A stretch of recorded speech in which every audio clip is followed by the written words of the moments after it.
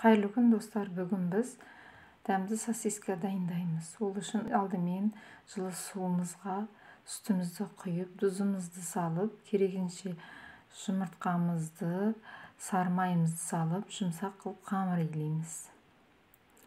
Қамырымызды ашытып қоямыз. Ашыған қамырымызды алып жаямыз. Осылай жайып аламыз.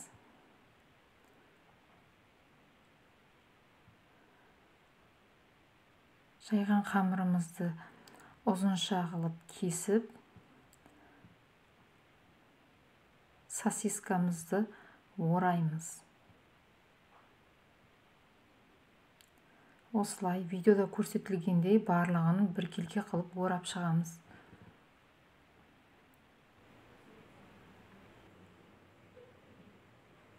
Дайын болған тестамызды 180 градус пеште пісіріп аламыз. Осындай өте дәмді сосискамыз дайын болды. Астарың дәмді болсын. Жасап көріңіздер.